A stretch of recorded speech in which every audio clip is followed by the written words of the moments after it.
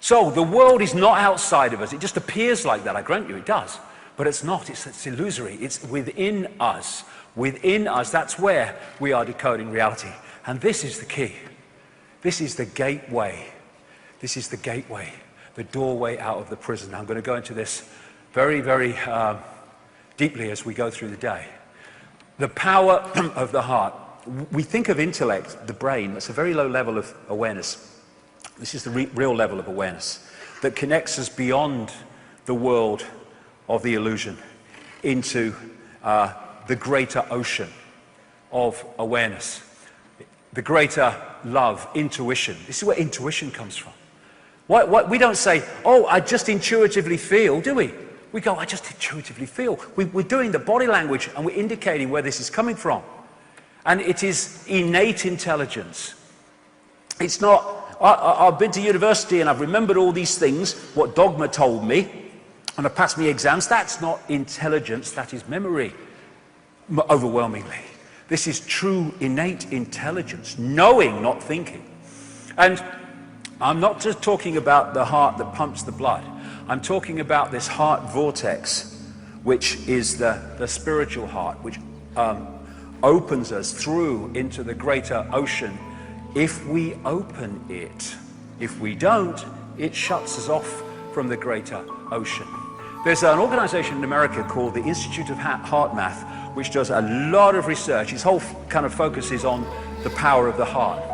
And it points out that the most powerful electromagnetic field in the body is the heart. There are more nerves going from the heart to the brain than coming the other way. And they found something else in their research, that if the heart and the brain and the central nervous system are in coherence, electromagnetic harmony coherence, the person goes into a completely different and much, much higher level of consciousness and awareness.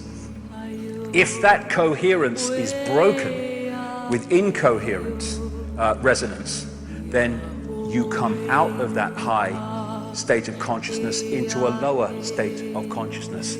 I've just described one of the greatest mechanisms and goals of this global conspiracy, because this is the heart resonance, coherence, when people are in a state of appreciation, of love.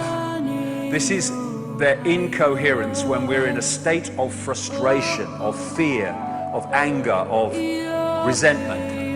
And look at the society that we have had structured for us by the crazies that run it. It is a factory, a global factory of all the emotional states that knock us into heart incoherence and thus hold us down in a lower level of consciousness. That's why it's done. The Institute of Heart Math said this: there is also new data suggesting that the heart's field is directly involved in intuitive perception beyond mind through its coupling to an energetic information outside the bounds of space and time. Yes, outside the walls of the illusion. Thus, they want heart-closed people so that we do not breach the walls of the illusion and stay within it. That is why they have structured society as they have, and in section 2 I'll explain all that in detail.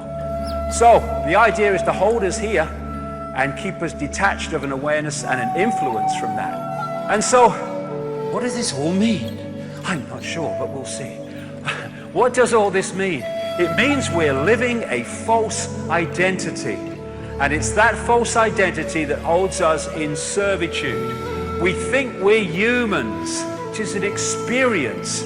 What we are is infinite awareness having that experience. And once we self-identify with the experience instead of with I am all that is ever can be, then we're pulled into the matrix, we're pulled into the illusion, we're pulled into enslavement. You can see on the lower levels of the greater self now, there's technology that can capture these energy fields. And of course, near-death experiencers who've left the holographic level have experienced some of these other levels that I'm talking about, and some of these other states beyond the illusion. And I studied this a lot for many years during my research, and the common themes that people repeat are incredible.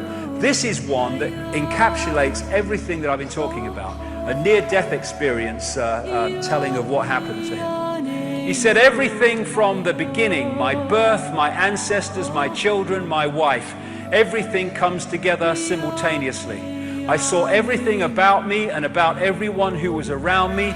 I saw everything they were thinking now, what they thought then, what was happening before, what was happening now. There is no time. There is no sequence of events. No such thing as limitation, of distance, of period, of place. I could be anywhere I wanted to be simultaneously. That is who we are, and that is what the control system is desperate for us not to remember.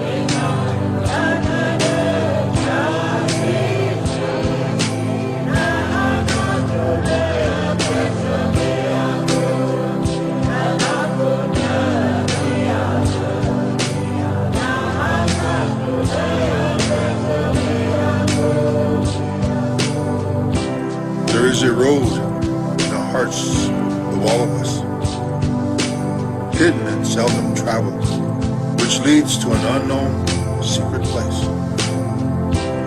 We are taught to believe that the Great Spirit sees and hears everything, and that He never forgets, that hereafter He will give every man his spirit according to his deserts.